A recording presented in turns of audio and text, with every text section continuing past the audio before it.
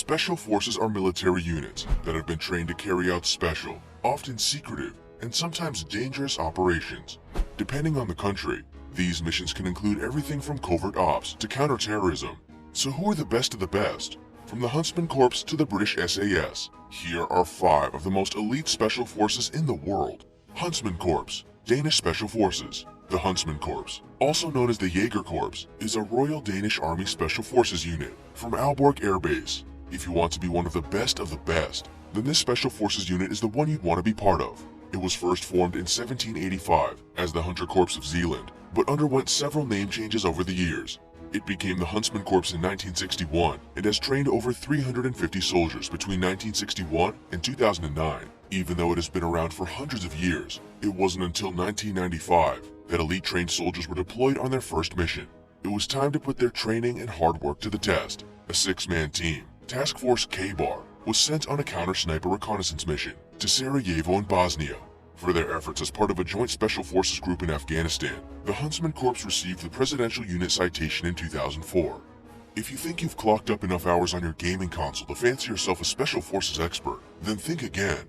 You would be amazed at what it takes to actually become involved in an elite special forces team, such as the Huntsman Corps.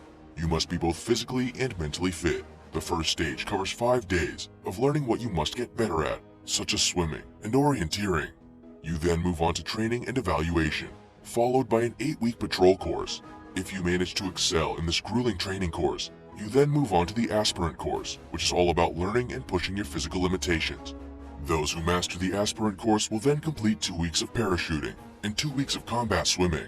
Today, the Huntsman Corps consists of 150 soldiers with experience in parachuting, infiltration, sabotage, counterterrorism, surveillance, demolitions, and more. They model much of their programs on those of the British SAS, and often train with both them and US Navy SEALs. Indian Marcos. While you may not have heard of the Indian Marcos, that doesn't mean they're a special forces unit you'd want to underestimate. The Indian Marcos, also known as Marine Commandos, or Marcos, is a special operations unit that works as part of a Tri-Series Armed Forces Special Operations Division. Marcos has been around since the late 1980s and can undertake all manner of missions, be it on the sea, on the land, or in the sky. However, they specialize in maritime operations. Marcos has around 2,000 personnel, but accurate numbers are classified information. What you can know, however, is that training is so strict that pre-training applicant selection excludes up to 80% of applications and selected personnel within 3 days. Anyone considered for the Marcos has to come from the Indian Navy and must be in their early 20s. The 2-year recruitment process incorporates airborne operations, counterterrorism, anti-piracy, anti-hijacking, combat diving, unconventional warfare training, and more. The first step to joining the Indian Marcos is 3 days of physical fitness testing and an aptitude test. After 80% of applications are screened out, the remaining 20% will go through what's referred to as Hell's Week, which is not dissimilar to what the US Navy SEALs do for their recruits. From sleep deprivation to physical exercise, Marcos leaves no stone unturned in ensuring they choose the best people for the job. Only around 2% of applicants will make it past this point. The entire training process can take around 3 years, with everything from weaponry to warfare, intelligence, anti-terrorism, commando skills, and skydiving covered in the program. The dropout rate is around 90%, and those who make it through to becoming part of this elite special forces unit will well and truly deserve to be there. After all, who would go through all that and not be capable of protecting their country? In 2017, they rescued an Indian bulk carrier ship from pirates in the Gulf of Aden. Marcos has also been known to fight alongside the Indian Army, such as during the 1999 Kargil War. J.W. Grom. J.W. Grom, which is named in honor of the Home Army and Silent Unseen from World War II, is a premier special forces unit from Poland. Such is their accuracy, precision, and skill set that soldiers within J.W. Grom are often referred to as the surgeons. They boast surgical abilities, extensive medical training, and are even modeled on NATO Tier 1 units such as Delta Force from the United States. It won't take you long to realize why J.W. Grom appears on the list of the 5 most elite special forces in the world. They are a group of highly trained soldiers who are ready for almost anything. They were established in 1990 and have been deployed in anti-terrorist operations, unconventional warfare, special services, and enemy line force. In 2002, a 40-man team from J.W. Grom was deployed for Afghanistan for the 2003 invasion of Iraq. While they were integral to this operation, they weren't on their own. J.W. Grom formed part of the Naval Special Operations Task Group, which included U.S. Navy SEALs, U.S. PSYOPs, Civil Affairs teams, and the British Royal Marines. During this operation, Grom was tasked with assaulting the KAOT oil terminals. During this operation, there were no casualties, and explosives that were found were taken care of by Grom. A Grom sniper has also been involved in a close target reconnaissance operation with Det 1, while U.S. Navy SEAL Chris Kyle was assigned to J.W. Grom for 1 week in Baghdad as well. The training process to join this elite Special Forces unit is rigorous, and those soldiers who go through it do so with the best groups in the world. Psychological, physical, and durability tests all make up part of the initial testing stage to filter out those who don't make the cut. Those who do can move on to disciplines such as sniping, parachuting, anti-terrorism, and other special operations. Around 75% of those in Grom are trained paramedics or medics, and all soldiers also trained to capture and kill.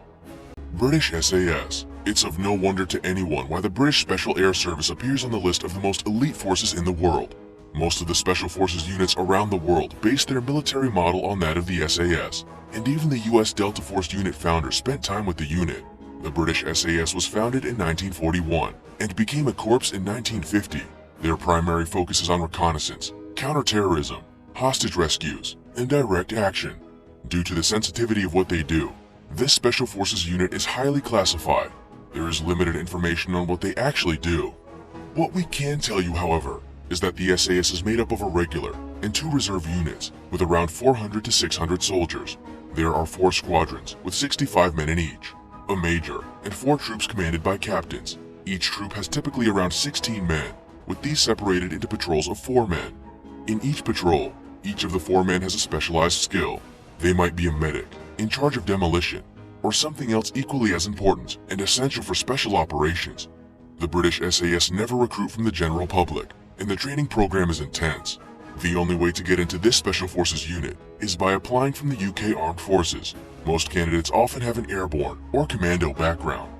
During the twice-yearly selections, 200 candidates undergo a fitness test, with cross-country running against the clock, a 40-mile march, a 20-hour scale, and ascending of the tallest peak in South Wales, Pen y Fan. Candidates must also take part in combat survival exercises, battle plans, foreign weapons, a 4-mile run in 30 minutes, a 2-mile swim in under 90 minutes, and jungle phases in one of 3 areas. Finally, they must undertake a week-long escape and evasion exercise. During this exercise, the candidates form patrols and spend the next 36 hours in grueling conditions. Out of the 200 candidates who start, only around 20% will manage to scale and ascend Pen y Fan in the required time frame. After the escape and evasion exercise, about 30 men will remain. Those who make it through will be able to transfer to an operational squadron. For as long as the British SAS has been in existence, only men have been able to join. However, 2018 marked a recruitment policy change, and the first woman, a mother, applied for the 6-month selection course in May 2019. While she remains anonymous, she is thought to be experienced in covert operations in Afghanistan and had worked alongside the SAS before. The British SAS is a highly elite special force that has gained respect and honor around the world. Due to not only their engagement, they have been awarded several battle honors dating back to 1944. Navy SEALs. At number 1 is the United States Navy Sea, Air, and Land SEAL teams. The Navy SEALs is the United States Navy's primary special operations force and part of the Naval Special Warfare Command. John F. Kennedy created the SEALs in 1962, and they are often noted as being the cream of the crop. The SEALs carry out special operations in all manner of terrains, including the water, jungles, Arctic, mountains, deserts, and your everyday urban environment. There is almost nothing this elite special force can't do. What's more, such as their experience and elite skill set, that the CIA recruit their operators from the SEALs. Some of their more unique tasks even include eliminating high-level targets, gathering intelligence, and forming joint operations. Since the 1960s, they have been involved in the Korean War, Grenada, the Iran-Iraq War, the Persian Gulf War, Panama, the war in Afghanistan, and Operation Enduring Freedom in the Philippines and Horn of Africa. Those who think their gaming skills put them in good stead for the Navy SEALs will be terribly mistaken. Before SEAL training can commence, a candidate must pass medical and physical screening, which can be quite challenging in itself. It includes things like swimming 500 yards in 12.5 minutes, 50 sit-ups in 2 minutes, and a 1.5-mile run in 10.5 minutes.